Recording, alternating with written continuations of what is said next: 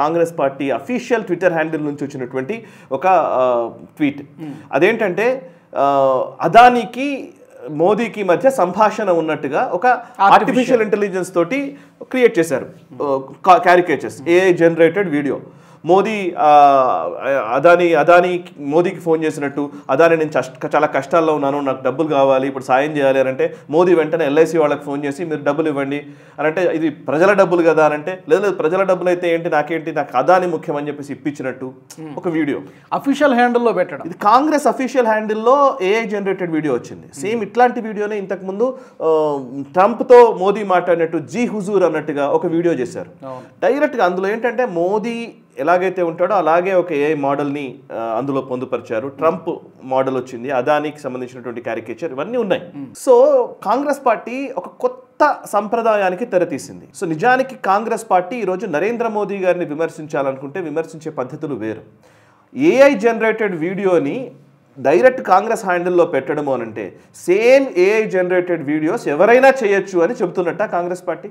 ఇప్పుడు సింపుల్, ఇదే అదునుగా చేసి భారతీయ జనతా పార్టీ గనక సోనియా గాంధీ బార్ డాన్సర్గా ఉంది అని ఒక వీడియో చేశారనుకోండి, ఊరుకుంటారా? రాజీవ్ గాంధీ యూనియన్ కార్బైడ్ ఎవరైతే మన భోపాల్ గ్యాస్ ప్రమాదం జరిగిందో అప్పుడు ఆ సిఇఓ ఆండర్సన్ని రాత్రికి రాత్రి స్పెషల్ ఫ్లైట్ ఇచ్చి పంపించారు. దానికి సంబంధించి ఏఐ జనరేటెడ్ వీడియో వస్తే కాంగ్రెస్ పార్టీ అలాగే ఊరుకుంటుందా? Jawahar Lal Nehru John F Kennedy వైఫ్ని ఆయన చాలా ఇబ్బంది పెట్టాడు అని సిఐఏ ఏజెంట్ ఒక అతను పుస్తకం రాశాడు.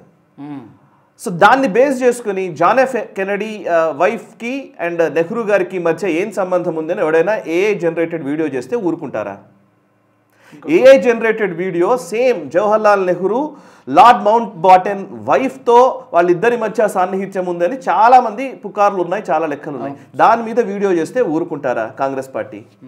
ఇప్పుడు నరేంద్ర మోదీ అండ్ ట్రంప్ గురించి ఏఐ జనరేటెడ్ వీడియో చేశారు. ఇప్పుడు చాలా ఆనందంగా అనిపిస్తుంది. ఒక రకమైనటువంటి ఒక దాన్ని ఏమంటారు, పైశాచిక ఆనందం ఈరోజు కార్యకర్తల్లోనో జోష్ నింపడానికో ఇంకోటో చేయవచ్చు గాక. బట్ సేమ్ థింగ్ ఇటువైపు చేస్తే సహించే ఆ సహనం ఉంటుందా?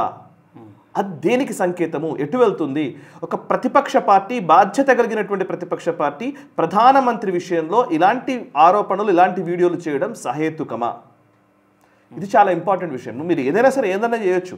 సేమ్ ఇట్లాంటి ఒక 100 వీడియోలు చేయగలుగుతారు బీజేపీ నుంచి. నిజానికి చేస్తే అది ఎటువైపు వెళ్తుంది? అది కరెక్ట్ సంప్రదాయం కాదు కదా. అది కాదు కదా ప్రజాస్వామ్యబద్ధమైనటువంటి వ్యవస్థలో, ప్రజాస్వామ్యబద్ధంగా మాట్లాడాలి. కానీ ఏఐ జనరేటెడ్ వీడియోస్ తయారు చేయడం మొదలు పెడితే రేపొద్దున ఎటు వెళ్తుంది భారతదేశము? ఏ వైపు అంటే ఒకరికంటే ఇంకొకరు ఎక్కువ అవుతారు. ఇటువైపు టెక్నాలజీ ఉండాలని లేదు కదా, ఇంకోవైపు టెక్నాలజీ ఉంటుంది కదా. అది ఇంకా హీనమైన స్థితికి దిగజారవచ్చు. సో ఈ పద్ధతులు తెలియకుండా, ఈ పద్ధతుల్ని పాటించాలన్న కనీస స్పృహ లేకుండా కాంగ్రెస్ పార్టీ నడవడమే చాలా దారుణమైన విషయం. ఇట్స్ ట్రాజెడీ నిజానికి. కాంగ్రెస్, మీరు ఊరికే నేషనల్ మూమెంట్ ఆఫ్ ఇండియా అని కొట్టండి, నేషనలిస్ట్ మూమెంట్ అంటే జాతీయోద్యమం చేసినటువంటి పార్టీ కాంగ్రెస్ పార్టీ. ఈరోజు జాతీయవాదమే తప్పు అని మాట్లాడుతున్నట్టు పరిస్థితులు చూస్తూ ఉంటే బాధాకరంగా ఉంది. నిజంగా కాంగ్రెస్లో ఉన్న చాలామంది ఇప్పుడు బాధపడుతూ ఉంటారు ఇప్పుడు ఈరోజు కూడా. అందుకనే చాలా మంది బయటకు వెళ్ళిపోయారు కదా. ఇప్పుడు మీరు అన్న గులాబ్ నబీ ఆజాద్ లాంటి వాళ్ళు బయటకు వెళ్ళిపోయారు కదా పార్టీ నుంచి. ఎగ్జాక్ట్లీ, ఎవరు కొనసాగలేదు. ఎగ్జాక్ట్లీ. అండ్ ఇంకోటి, మాట్లాడాలనుకుంటే, తిట్టాలనుకుంటే, ఏదైనా విమర్శించాలనుకుంటే ఆయన మళ్ళీ ప్రజాస్వామ్యం గురించి మాట్లాడతాడు, రాజ్యాంగం గురించి మాట్లాడతారు, రాజ్యాంగబద్ధమైన వ్యవస్థల గురించి. అప్పుడు సింపుల్ లాజిక్, రాజ్యాంగబద్ధమైన వ్యవస్థలో అంటే నేను చాలా సింపుల్ లాజిక్ చెప్తున్నాను. రాజ్యాంగం కూనీ అవుతోంది అనేది వీళ్ళు చేసే విమర్శ. రాజ్యాంగం ఇంపార్టెంట్ అంటారు. రాజ్యాంగబద్ధమైన సంస్థల విషయంలో వీళ్ళకి ఏం గౌరవం ఉంది?